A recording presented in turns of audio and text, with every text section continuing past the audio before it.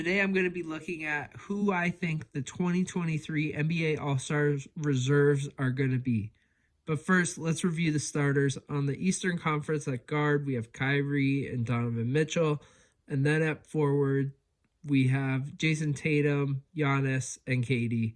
In the Western Conference, we have Steph Curry, Luka, LeBron, Jokic, and maybe the surprise, Zion, considering he only played 29 games so far this season. First up, Domantas Sabonis, arguably the biggest snub of the All-Star starters in the West, averaging 18 and 12, and a big part of the Kings being in third place.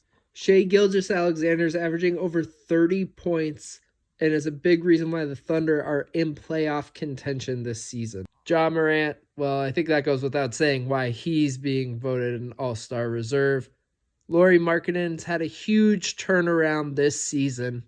While the Jazz were thought to be contending for Victor Wembanyama by tanking, they've been in playoff contention all year. Markkanen's averaging almost 25 points and 9 rebounds and is most likely going to be the most improved player this season. Next up, Dame time. He's dropped at least 40.7 times and has dropped a 50 and a 60-point game this season in a nice comeback from last year when he was injured. I think Anthony Davis is going to sneak in here. He just came back from injury. He's averaging 27 and 12, his best numbers from 2018. He doesn't have the amount of games played that you necessarily want, but I think he's going to be able to sneak in here. De'Aaron Fox is really shining this year next to Domantas Sabonis, averaging almost 24 points and 6 assists a game.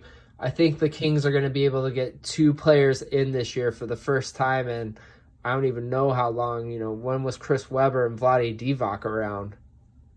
There you have it, my picks for the Western Conference reserves. Now let's head over to the Eastern Conference.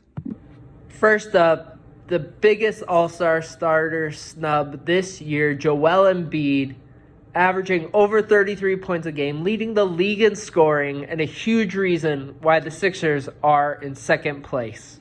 Tyrese Halliburton, leading the league in assists, averaging 20 and 10 a game. Yes, he's been out for the past 2 weeks, but Tyrese is one of the most dynamic players in the league today. We expect him to see him on a lot more All-Star teams throughout his career. The Knicks' big offseason signing, Jalen Brunson, averaging 22 and 6, helping to lead the Knicks back from out of the playoffs last year to currently 4th in the East. Jaylen Brown's been having a career year, averaging almost 27 points and 7 rebounds a game, both career highs, and is helping to lead the Celtics to number 1 in the East. Bam is taking it to another level this year, averaging career highs in points and rebounds this season. And on top of that, he's taken a real leadership over the Heat with Jimmy Butler and Kyle Lowry being out. Going back to the Knicks, Julius Randle having a bounce-back season after his down season last year, averaging almost 25 points and 11 rebounds a game. And the last one in for me, James Harden, averaging over 21 points a game and 11 assists. His highest assist total of his career. He's really starting to blend in well with the Sixers as they're second in the East. There you have it, my Western and Eastern Conference predictions for the 2023 All-Star Game. Who do you think I snubbed? Who's missing out this year? Who would you have picked instead? Let me know in the comments.